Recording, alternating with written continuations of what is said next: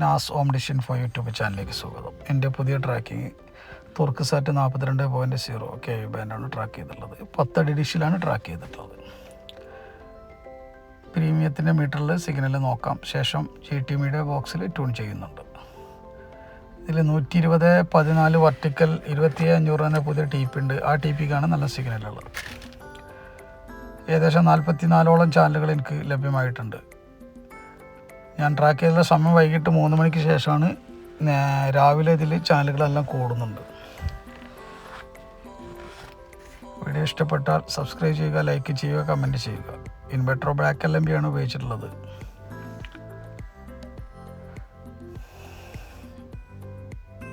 വീണ്ടും അടുത്ത വീഡിയോയുമായി കാണാം. എല്ലാവർക്കും നമസ്കാരം.